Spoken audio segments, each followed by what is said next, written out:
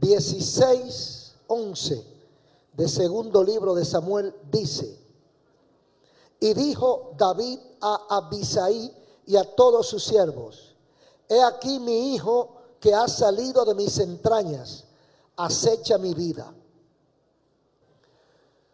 Pues apoyado principalmente en este versículo, segundo libro de Samuel 16:11 y otros que vamos a tomar más adelante, quiero hablar sobre déficit familiar. Es una palabra que está de moda, pero no la tomamos porque esté de moda, la tomamos porque es una realidad.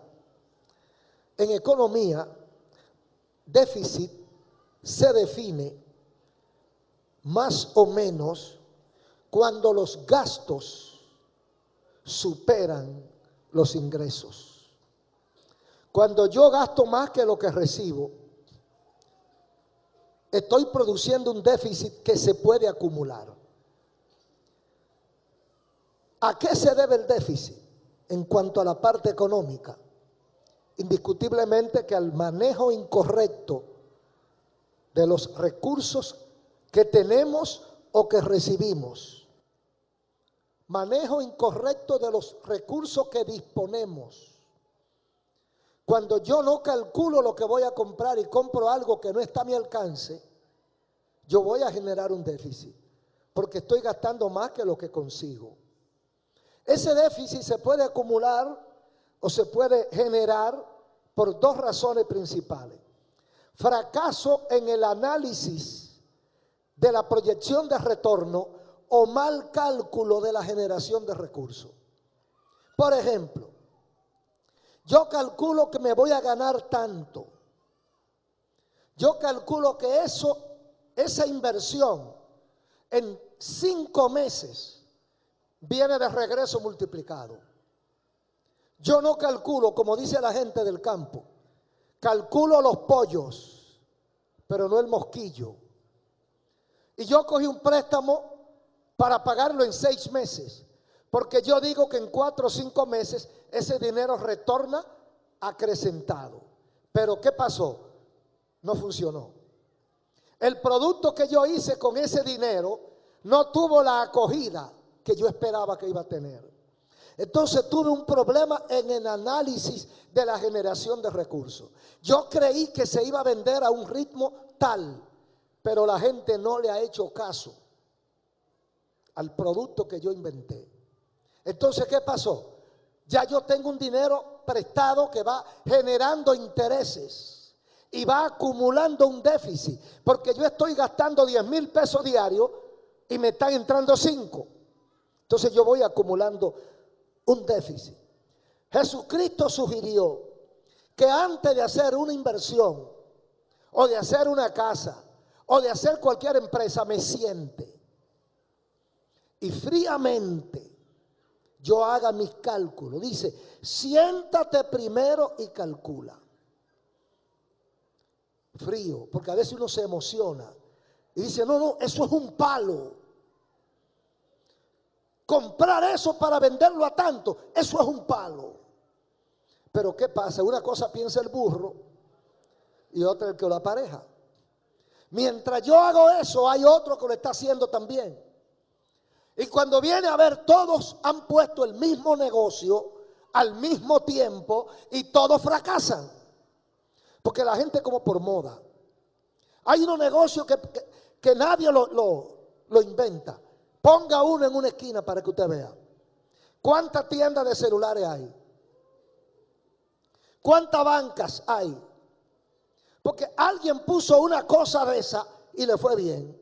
Entonces inmediatamente todo el mundo dijo: a mí también me va a ir bien. Entonces hacen préstamo porque le va a ir bien. Ahora, después del déficit viene la crisis, que incluye la quiebra, la insolvencia financiera, que es donde han caído la mayoría de los países hoy, y muchos empresarios y muchos comerciantes están en esta situación, porque gastaron más que el Producto Interno Bruto, gastaron más que los ingresos del propio país y ahora están endeudados. No solo la República Dominicana, hasta los Estados Unidos y grandes países de Europa están en esa situación. Pero no es el déficit fiscal, ni económico, ni financiero que queremos hablar. Lo que he querido es que tengamos una idea, que pensemos en los problemas que puede acarrearnos un déficit. Porque del déficit pasamos a la crisis. La crisis no es más que la acumulación del déficit. Yo hoy tengo un déficit, pero lo puedo cubrir. Mañana tengo otro y lo cubro también. Pero si yo me descuido, si yo me hago de la vista gorda con este déficit y lo dejo que se vaya acumulando, va a crecer y se va a convertir en una crisis intransitable. Yo quiero hablar de otro déficit que se ha convertido en crisis intransitable y es el déficit de la familia. Déficit familiar. Hoy nosotros estamos en una crisis social y universal, pero esa crisis tiene su génesis en la familia. En la familia se han acumulado déficits, no económico necesariamente, otro tipo de déficit, y se han convertido en crisis que hoy no podemos manejar. Le voy a mencionar algunos o algunas de las crisis que ha sido generada por estos déficits. Por ejemplo, la delincuencia. ¿Qué es delincuencia? Una crisis. Tenemos una crisis de delincuencia. Usted no puede salir a la calle y descuidarse un poquito porque se lo llevan en claro. ¿Y qué es delincuencia? Delinquir, el no respetar las leyes civiles y las costumbres. Ahora, ¿dónde se me enseña a mí a respetar las leyes? ¿Dónde aprendo yo que lo ajeno se respeta? ¿Dónde aprendo yo que en patio ajeno yo no debo entrar sin permiso? Eso lo debo aprender yo en mi casa. Eso debo aprenderlo con papá y con mamá. Si papá y mamá no me enseñan que yo no debo meterme con lo ajeno, si papá y mamá no me enseñan que yo debo respetar a la persona mayor, si papá y mamá no me enseñan que lo que no es mío yo no tengo que llevármelo, si papá y mamá no me enseñan que cuando un semáforo está rojo yo no debo cruzar, ¿dónde lo aprendo yo? Crezco sin aprenderlo. Y después que soy un adulto o un adolescente o un prejoven, yo delinco deportivamente. Yo lo hago en competencia con los otros que son igual que yo. Por eso las carreras de la Lincoln y de otras avenidas del país. Muchachitos criados en su casa donde no se le enseñó costumbre. Ahora tienen un carro nuevo en la mano y empiezan a echar carrera en una avenida violando todas las leyes de tránsito. Eso es una crisis. Muchachitos que no le enseñaron que el juguete del vecino es del vecino. Y el niño se crió creyendo que todo había que dárselo a él. Y si no, hacía una pataleta. Y si no, gritaba y hacía un escándalo. Hasta que lo complacían. Entonces el niño se crió sin hacer diferencia entre lo que es delincuencia. Y tenemos hoy una crisis de delincuencia donde la gente no respeta las leyes, ni civiles, ni políticas, ni morales, ni de ningún tipo. Cada quien quiere hacer lo que le da la gana.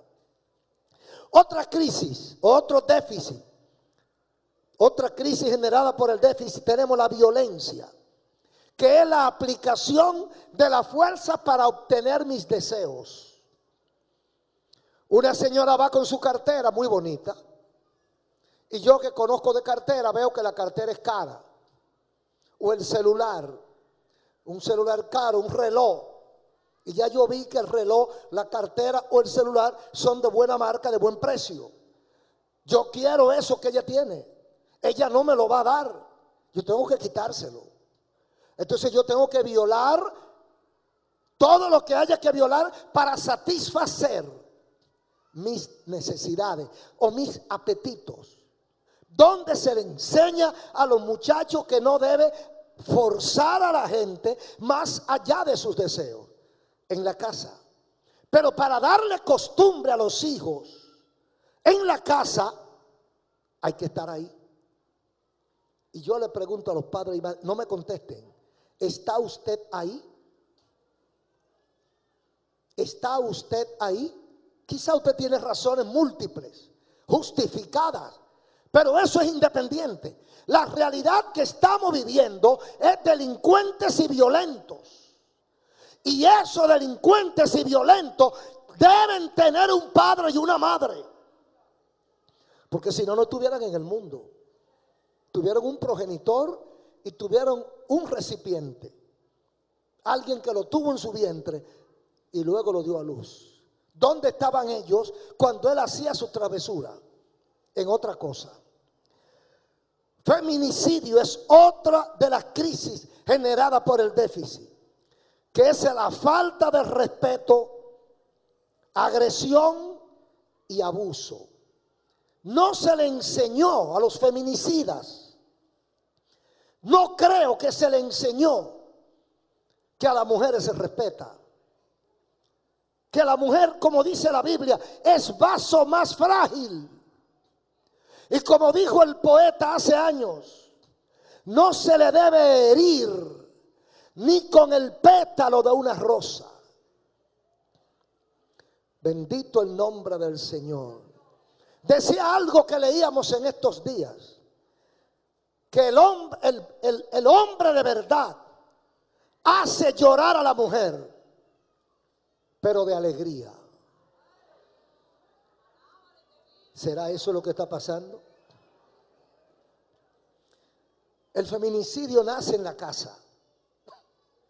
El feminicidio nace en el hogar, no es en la calle, es en el hogar. Son gente que han visto golpes en su casa. Son gente que han visto un hombre, un padre o una madre agresivo en su casa.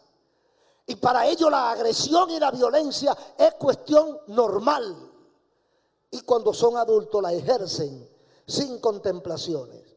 La pobreza, manejo incorrecto de recursos por vanidad o por competencia. Mire, nadie per se nace rico ni nace pobre. Usted dirá, bueno, ¿y lo que heredan? Bueno, por eso se lo dan después. Pero la persona nace pelado, desnudo y sin un chele. Esa es una verdad. Hay otra verdad. Todo el mundo tiene sus oportunidades. Todo el mundo, porque Dios no es loco. Y Dios no suelta en banda a nadie.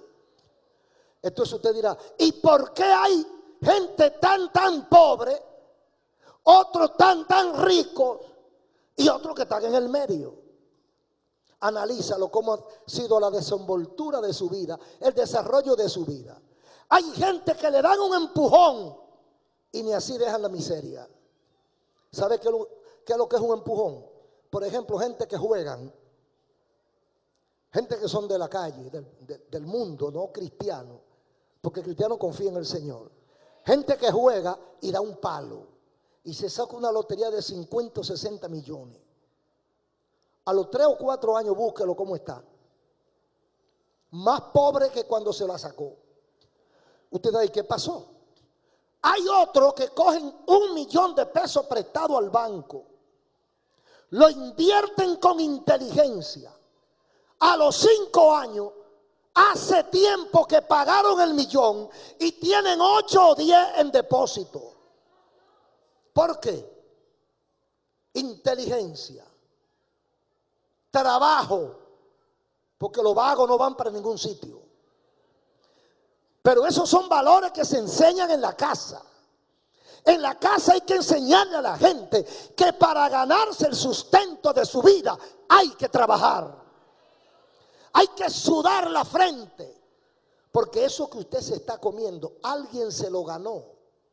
Alguien lo produjo. Si yo me lo estoy comiendo y yo no lo produje, alguien lo produjo. Lo que quiere decir que yo me estoy comiendo lo ajeno.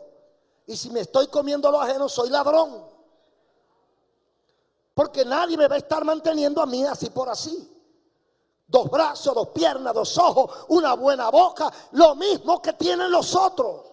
Entonces, ¿por qué a este le va bien y al otro le va mal? Bueno, mal manejo de los recursos que recibe.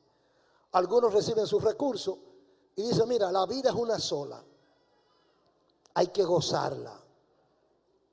Y se gana 500 pesos y se bebe 400. Y los 100 que le quedan no le alcanzan. Entonces se lamentan de la pobreza. Hay quienes ganan un sueldo de pobre, pero tienen unos equipos en su casa que lo cogieron fiado. Lo cogen fiado a fin de año, cuando las tiendas se ponen fáciles para fiar. Y ellos preparan y equipan la casa con electrodomésticos, con muebles, con todo. Porque usted dice, oye, pero se sacó el premio. Lo cogió fiado. En febrero usted vuelve a la casa y queda poca cosa de esa.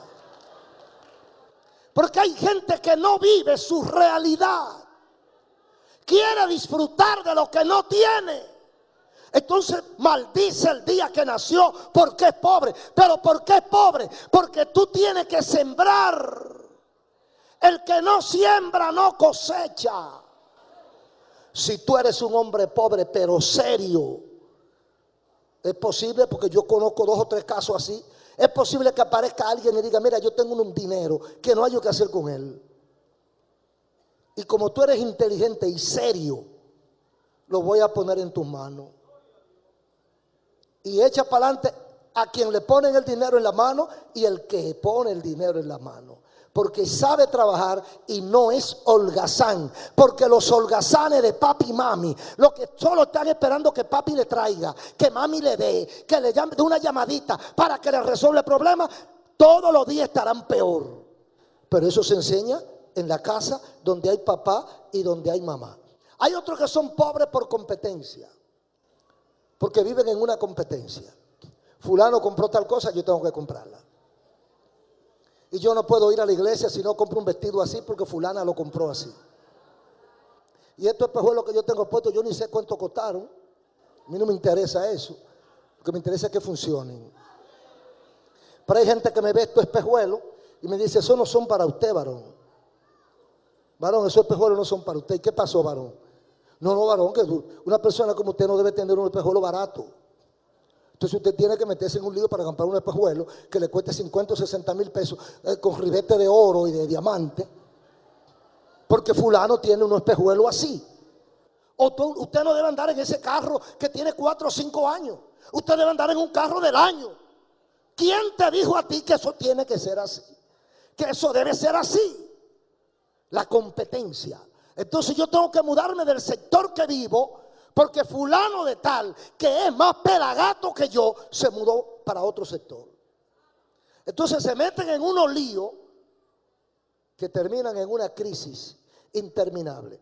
Y así continuamos con incesto y promiscuidad, provocación de los instintos y respeto por la dignidad. Provocación de los instintos, porque hay gente que juega con sus propios instintos. Dice que el que juega con candela o con avispa sale picado, con candela sale quemado, y el que juega con miel algo se le pega. Entonces hay gente que juegan con la promiscuidad y caen en el incesto, que es la violación de un familiar cercano. Está la violación sexual, el robo, el suicidio, el homicidio, y todo esto abunda, que son parte de los déficits de nuestra crisis. Entonces, ¿por qué hemos llegado a esos niveles? Todos estamos de acuerdo que ahora hay mucho más centros de estudio que antes. ¿Cuántas universidades hay en este país? Anda por los 30. Anteriormente había una, después habían 2, y después habían 3. Y ahí se mantuvo muchísimos años en 3. Ahora hay como 30 y queriendo poner más. Y la mayoría de la gente está estudiando. Y todo el mundo es profesional o quiere serlo o tiene 2 o 3 títulos. Y usted dice, ¿de dónde que sale tanta gente sin vergüenza? ¿Por qué hay tanta gente mala? Actuando como idiotas, como estúpidos. Porque el problema no está en el intelecto, sino en el corazón. No es cuestión de leer y de estudiar y de escudriñar muchas cosas. Es cuestión de un cambio de corazón. Hemos llegado ahí porque hemos confiado en otras cosas. Antes de continuar, vamos a hacer una mención de 2 historias que hay en la Biblia. 2 historias de 2 hombres destacados. Hombres de la Biblia del cual muchos copiamos, porque tuvieron gran parte de su vida positiva. Me refiero a Elí y David. Elí fue sacerdote de Israel, representante de Dios, intercesor entre el pueblo y Dios, ejemplo y guía espiritual. David fue rey de Israel, músico, profeta, salmista.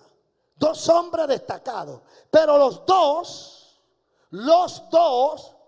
tuvieron déficit en su familia. ¿Por qué se genera un déficit en la familia? ¿Por descuido o por ignorancia? En el caso de ellos no fue por ignorancia, debía ser por descuido. Por ejemplo, Elí, primer libro de Samuel 2:12, dice: los hijos de Elí eran hombres impíos y no tenían conocimiento de Jehová. Usted dice, ¿cómo yo compagino? Los hijos del pastor son impíos y no conocen a Dios. ¿Verdad que no cuadra? Eso no cuadra. Porque por lo menos deben escuchar. Por lo menos deben haber visto al pastor, al sacerdote, ejercer su ministerio. La Biblia no habla mentira. Y aquí dice que eran impíos y no conocían a Dios. Eran impíos porque ejercían la impiedad. Eran impíos porque actuaban con una conducta negativa delante de lo que enseña la palabra de Dios. Porque practicaban la impiedad. O lo contrario a la piedad. Eran impíos, porque esa era su vida, hacer lo malo. Ahora dice que no conocían a Jehová. ¿Qué quiere decir? O no tenían conocimiento de Dios. Esa gente había nacido en una iglesia, pero nunca había tenido un contacto con Dios. Tampoco podemos compaginar esas 2 cosas. Gente que se ha movido y se ha desarrollado en el ambiente religioso no conoce a Dios. Porque a veces nos perdemos en algo. ¿Cómo va a ser que ellos no conocieran a Dios si el pastor o el cura, el sacerdote predicaba constantemente y ellos escuchaban? No nos referimos al conocimiento intelectual de Dios. Aquí se refiere a un encuentro, a una intimidad. Hay muchachos, hay personas que nacen en un hogar cristiano y no conocen a Dios. ¿Por qué? Porque sus padres nunca le dijeron tiene que hablar con Dios. Su papá y su mamá no oraban delante de ellos. Ellos no veían la relación, la comunión, la intimidad de papá y mamá con el Dios del cielo. ¡Oh, gloria a Dios! Entonces papá y mamá tienen su relación con Dios, pero privada. Privada, muy privada. Y los muchachos no saben lo que pasa con papá y mamá. Y nunca papá y mamá le dijo, órale a tu Dios. Entrégale tu vida a Cristo. Ora, habla con Dios. Vamos a orar, vamos de rodillas. Vamos a hablar con Dios.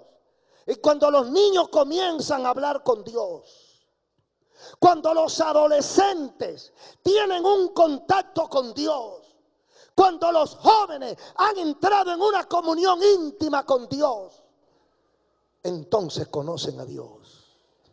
Entonces se comportan diferente. entonces respetan a Dios, entonces le temen a Dios porque saben que hay un Dios poderoso. Pero los hijos de Elí no tuvieron el privilegio de conocer a Dios. Un descuido de Elí, un descuido que lo comete mucha gente. No tiene que ser sacerdote para cometer este descuido, lo cometen los creyentes. Usted tiene una responsabilidad con sus hijos. Usted tiene que enseñarle a sus hijos lo que usted tiene. No obligarlo, pero sí enseñarlo. Usted no puede obligarlo a ser cristiano. En otras ocasiones he dicho que me han preguntado, pastor, eso fue por radio, ¿debo yo obligar a mis hijos a que vayan a la iglesia? Bueno, la mayoría de los profesionales de la conducta dicen no. Y esta pregunta se contesta con otra pregunta. ¿Obliga usted a sus hijos a que vayan a la escuela? ¿Sí o no?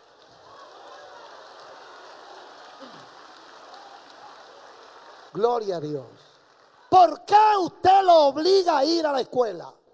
Porque le conviene, para que no se críen brutos, para que se críen con conocimiento. Entonces usted tiene que obligarlo a ir a la iglesia para que se acostumbren, para que aprendan, para que conozcan a Dios. Si cuando son adultos le da la gana de irse al pecado, que se vayan a donde le dé la gana. Pero ya usted hizo lo suyo, ya usted sembró la palabra. ¡Oh, gloria a Dios! Es la palabra que dice Salomón en 22:6 de Proverbio. Instruye al niño en su camino, y aun cuando sea adulto, no se apartará de él. Si fuéramos a buscar testimonio, no sé hasta cuándo llegaríamos. Pero aquí hay muchísimo de eso. Gente que nació y se crió con una vieja que sabía orar, una mujer que hablaba con Dios y que lo ponía al lado a orar. Ven para que oremos y hablemos con Dios. Luego de adulto ese muchacho se fue a la calle. Pasó 10, 15, 20 años.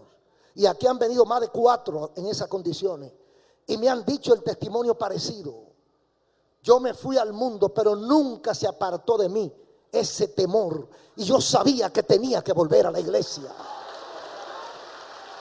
Porque yo sé que ahí está la verdad, ahí está la vida. Y yo no quiero que la muerte me sorprenda fuera del camino. Instruye al niño. Elí falló.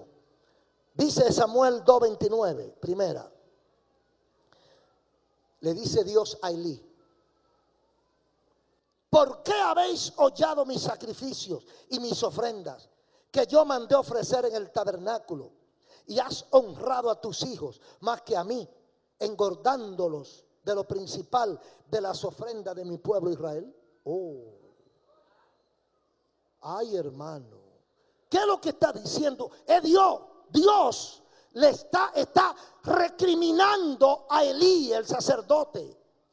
¿Por qué habéis hollado mis sacrificios y mis ofrendas? Había profanado la casa de Dios.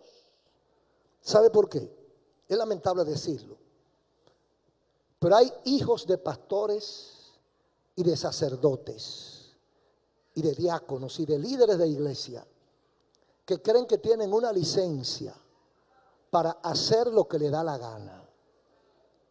Y encima de eso hay un papá permisivo que le deja pasar todo lo que ellos hacen.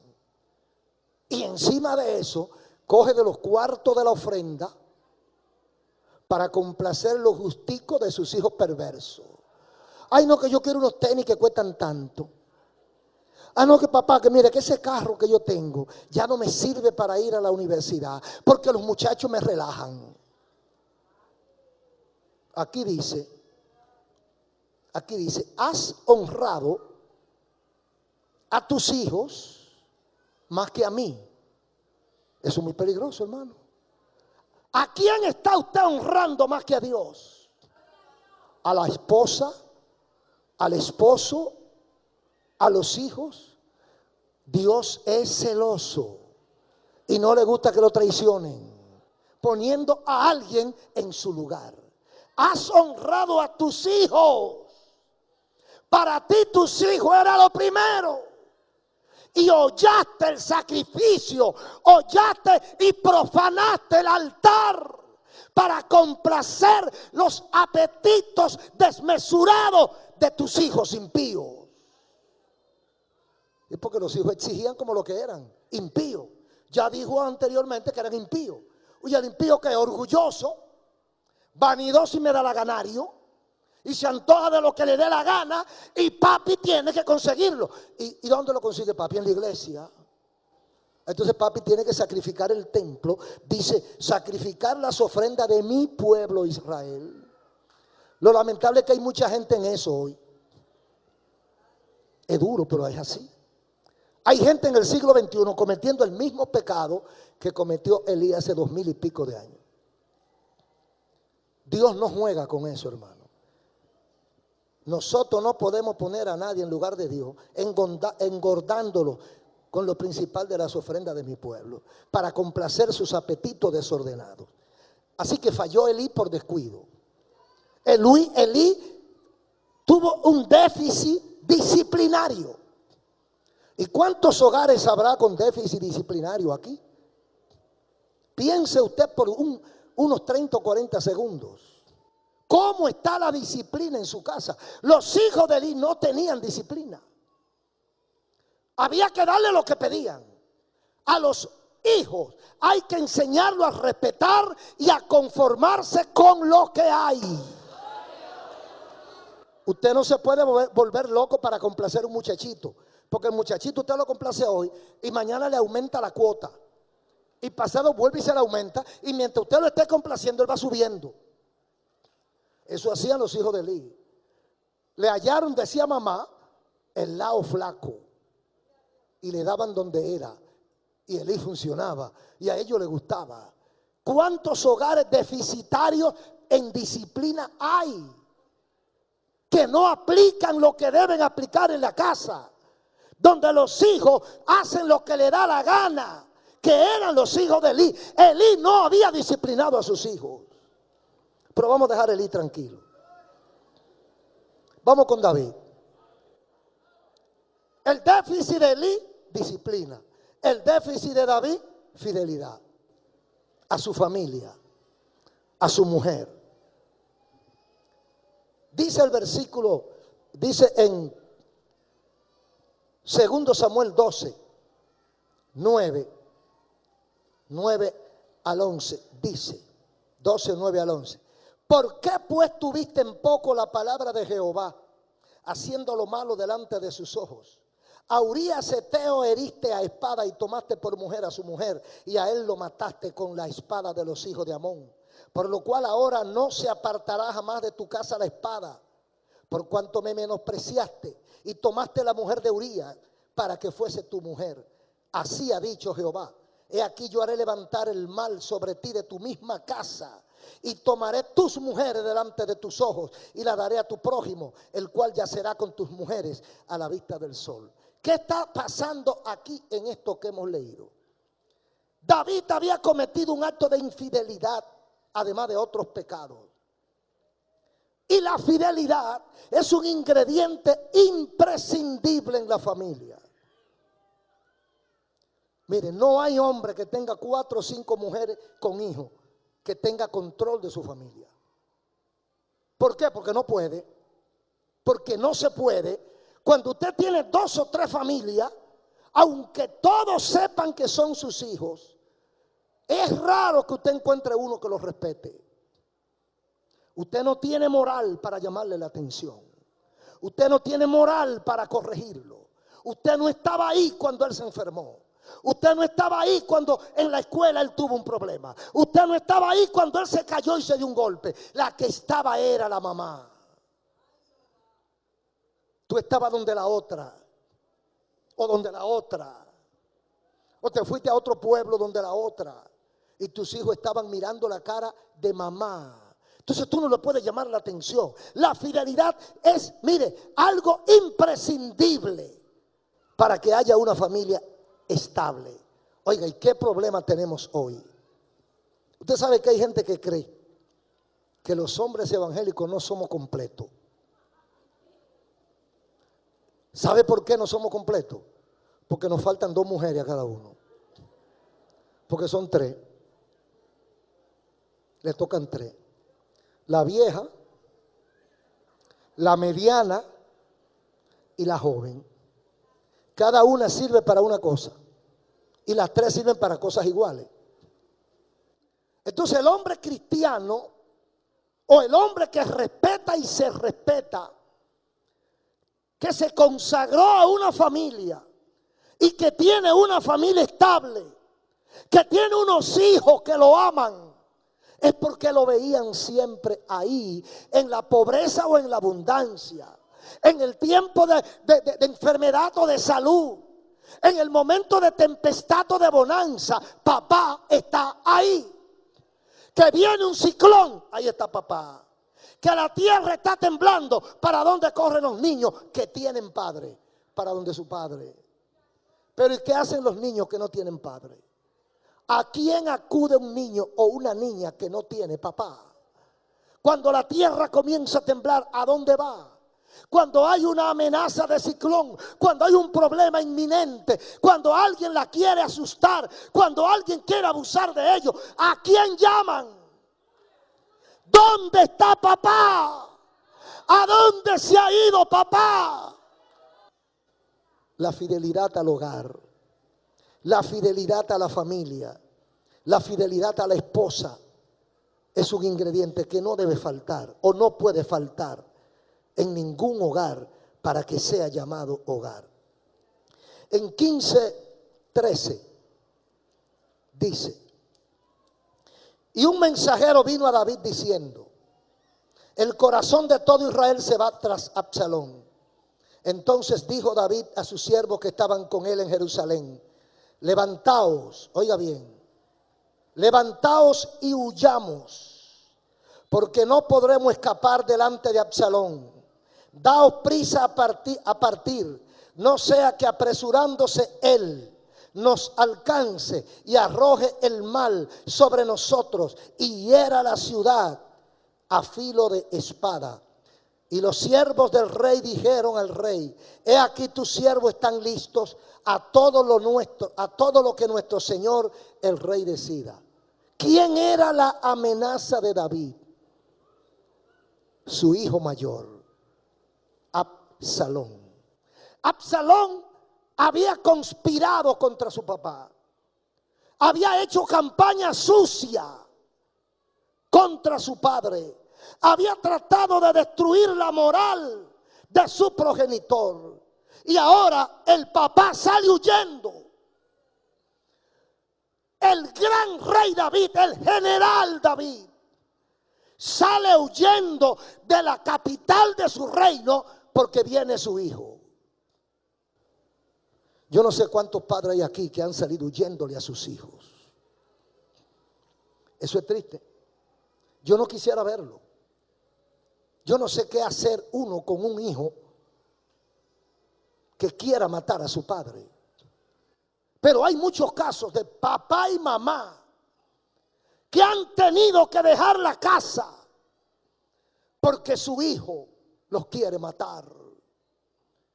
¿Dónde está el amor, la sensibilidad, el alma de un hombre que quiera matar a su padre o a su madre? Lo único que podemos decir es que el diablo se adueñó de él y que está haciendo con él lo que le da la gana. Dice el versículo 11 del capítulo 16.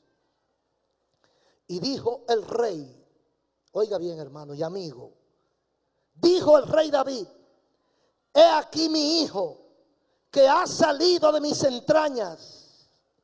Aleluya. El hijo que ha salido de mis entrañas acecha mi vida. Yo no sé cómo está el corazón de un padre que tiene que estar escondiéndose porque su hijo está detrás de él para matarlo. Bendito sea el nombre del Señor. ¿Y cuántas personas en este siglo XXI están en esas condiciones? Huyendo de sus vástagos, huyendo de sus hijos.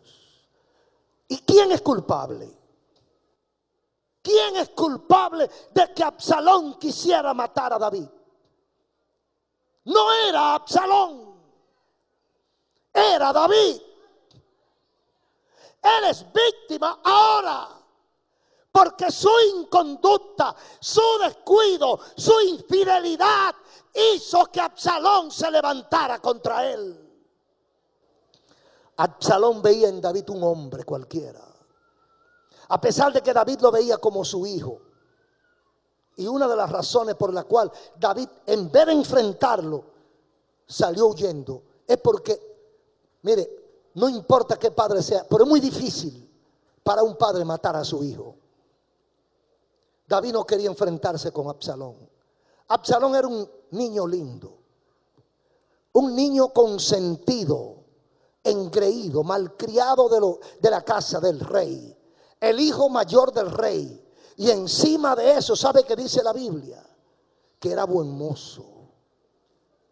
Dice la Biblia que era el más hermoso de todos los jóvenes.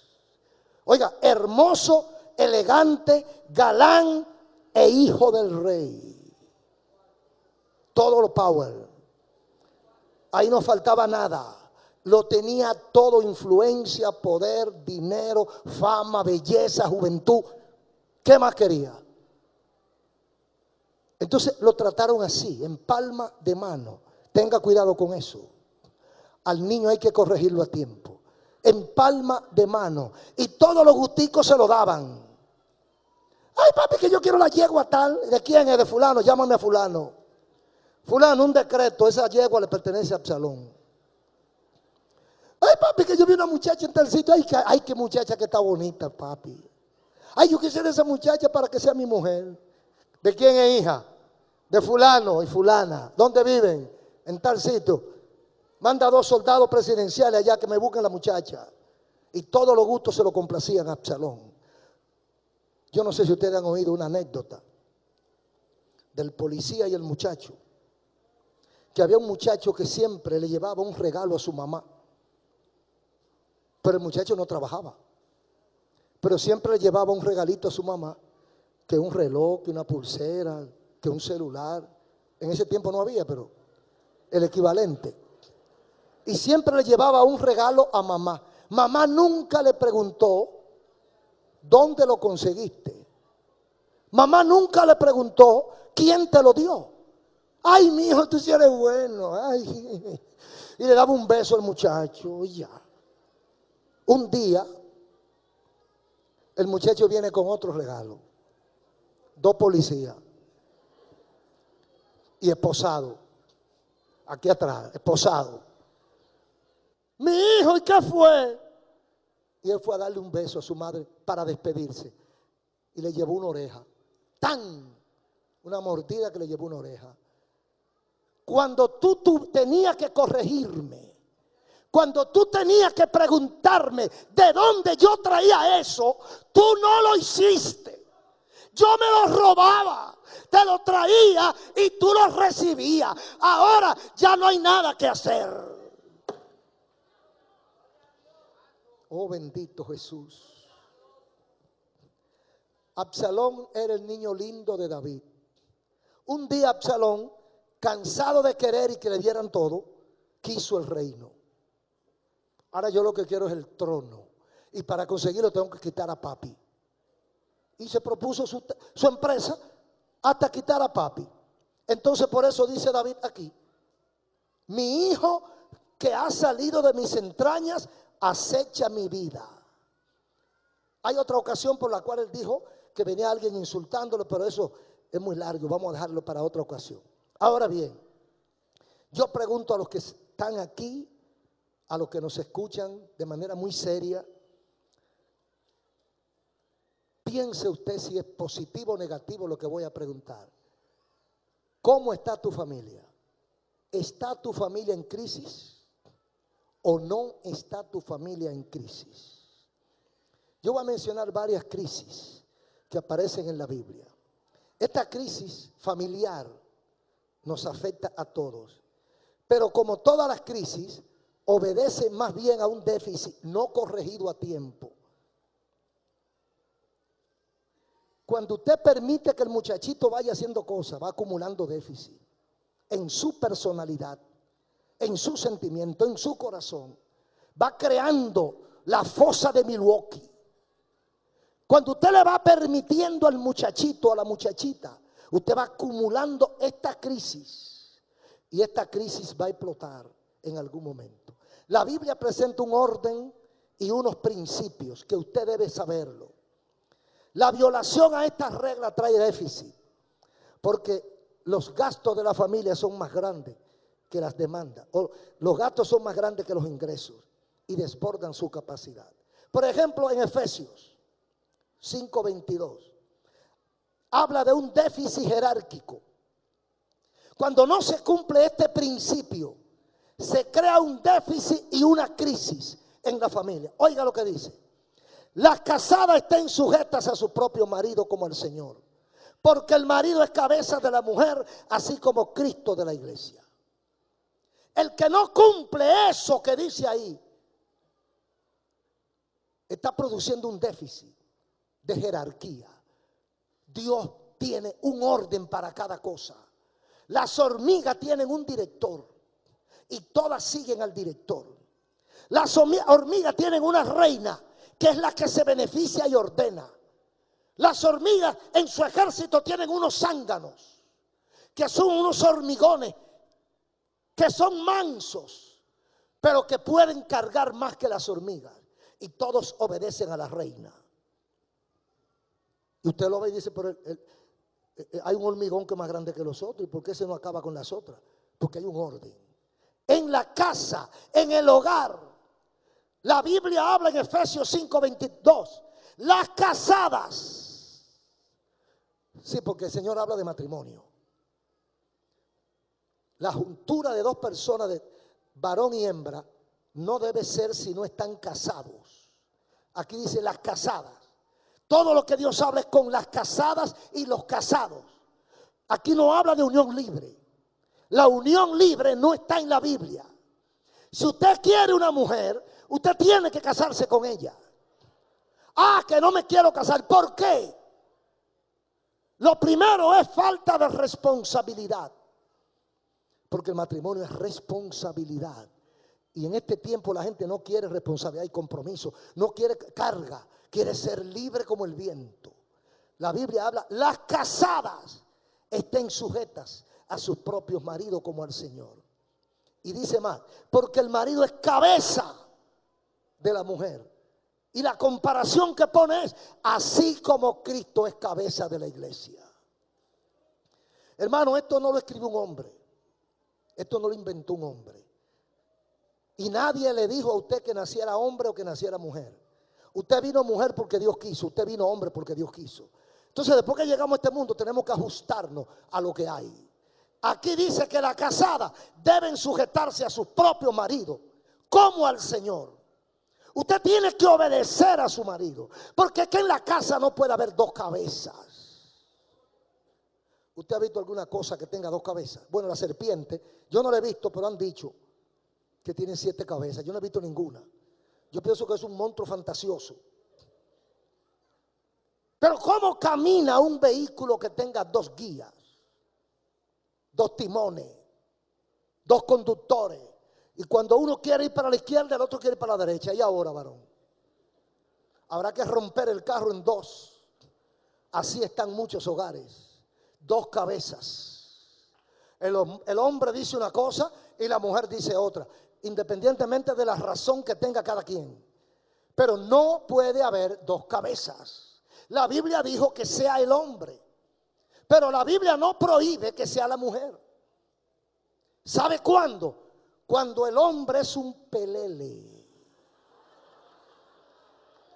Cuando el hombre es un ñeñeñe. Cuando el hombre es un muñeco que está pintado en la pared. ¿Quién paga la casa? Mami. ¿Quién paga el colegio? Mami. ¿Quién va a buscarme al colegio cuando salgo? Mami. ¿Quién está ahí cuando llaman del colegio? Mami. ¿Quién paga la clínica? Mami. ¿Y tu papi en casa? ¿Usted cree que quién es cabeza ahí? Ay, cuando ella viene, entonces él empieza a darle órdenes. Oh, y tú eres el hombre, tú eres el dueño de la casa. Él empieza a darle orden, pero él no pone nada en nada de lo que se hace. Ella es la burra de carga. Y encima de eso, en la noche tiene que darle placer. Y cuidado con protestar. Cuidado con protestar, porque yo soy la cabeza. ¿Pero y qué es la cabeza? La que dirige. La cabeza, la que resuelve. La cabeza, la que toma las decisiones. Si tú no tomas decisión, si tú no resuelves, si tú no pintas nada, tú no eres cabeza, tú eres pie. Bendito el nombre de Jesús.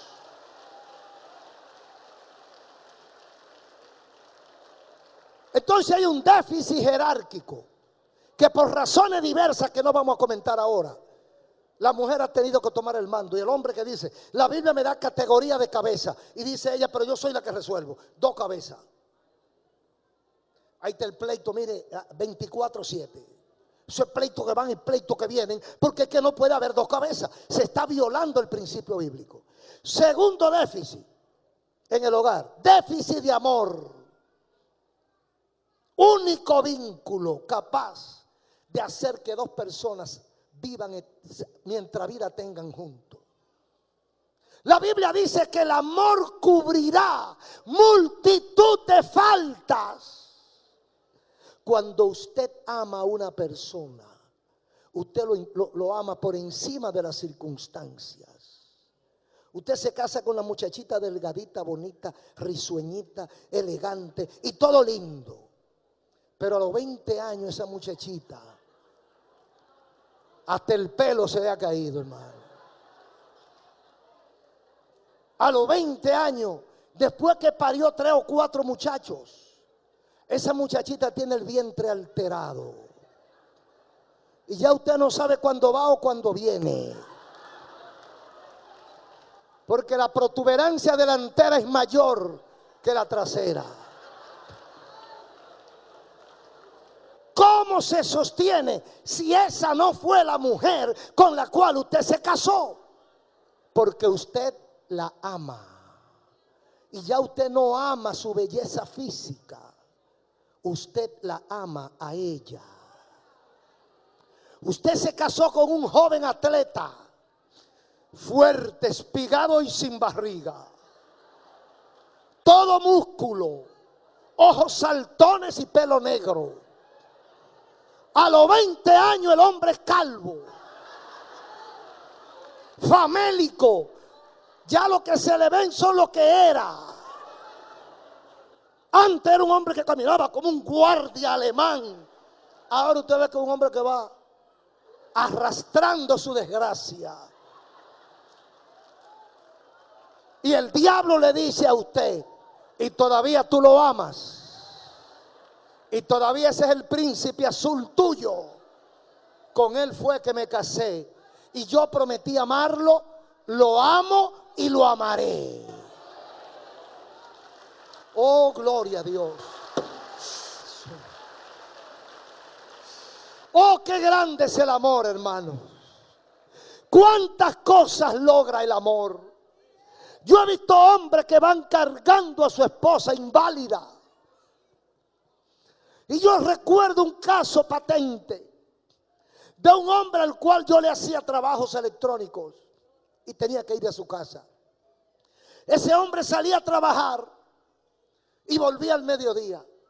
Ese hombre antes de irse bañaba a su esposa, le hacía desayuno a su esposa y le dejaba todo listo a su esposa en una silla de ruedas. Y cuando él venía al mediodía, que algunas veces lo vi, él la saludaba con un beso.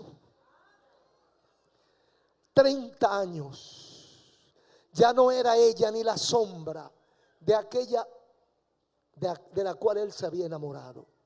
Pero él amaba a esa mujer. Hermano, el amor, dice aquí la Biblia: maridos, amad a vuestras mujeres, así como Cristo amó a la iglesia y se entregó a sí mismo por ella. Oiga el símil que pone el Señor.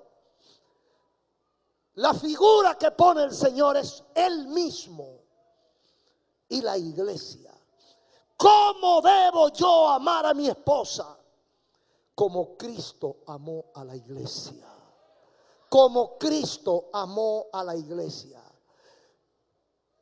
No hay esposa fea. No hay esposa maltrecha. Lo que hay es esposa. Porque usted la va a amar aunque sea coja, aunque sea inválida, aunque sea ciega, aunque pierda el cabello. Porque el amor, dice, como Cristo amó a la iglesia. Si Cristo buscara la perfección física de nosotros, o la perfección en cualquier forma, ¿usted cree que nos amara? Pero Cristo te ama así como tú eres, defectuoso, inconstante, débil, problemático y pobre. Cristo te ama. Así Cristo te ama. Y dice que a la mujer debe amarse como Cristo amó a la iglesia. Pero dice algo más, una comparación muy fuerte. Y se entregó a sí mismo por ella. ¿Qué está diciendo aquí la palabra de Dios? Que ese amor de la familia, ese amor del hogar debe llegar al sacrificio. Porque ¿qué hizo Cristo por la iglesia? Se sacrificó y se entregó. Entonces está poniéndolo como comparación. Así como Cristo amó a la iglesia. ¿Cómo amó Cristo a la iglesia? Entregó su vida por ella. Oiga bien, la familia o las familias cuyos miembros no sean capaces de llegar al sacrificio del amor, no merecen ser llamados familia. Es lamentable decir que hay familias que los intereses materiales han ocupado el lugar del amor.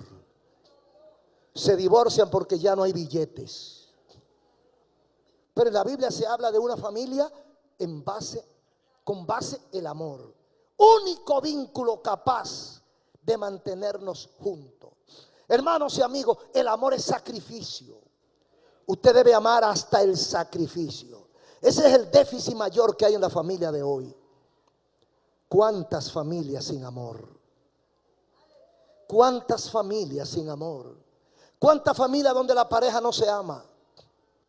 ¿Cuántas familias donde los hijos no aman a los padres no aman a los hijos? El tercer déficit que quiero mencionar es el de la corrección. Proverbios 13:24 dice: el que detiene el castigo a su hijo, el que detiene el castigo a su hijo aborrece. Mas el que lo ama, desde temprano lo corrige. El que detiene el castigo a su hijo aborrece. El que lo ama, temprano lo corrige. Antes que se tuerza, tómale la medida antes que se tuerza, porque después va a sufrir él y vas a sufrir tú. Y dice 19:18 de Proverbios: castiga a tu hijo en tanto que hay esperanza, mas no se apresure tu alma para destruirlo. Después que un hombre tiene 30 años y ha cometido 4 o 5 atracos y está en la victoria, ¿qué es lo que usted le va a corregir? Dice Proverbio con mucha sabiduría: castiga a tu hijo en tanto que hay esperanza. Porque la gente lo dejan que crezcan y después que están grandes entonces quieren corregirlo. No, es chiquito. Pero insisto, para corregirlo hay que estar ahí. Para ver cuando el niño se equivoca hay que estar ahí. Y lamentablemente la situación económica no le permite a mucha gente estar ahí.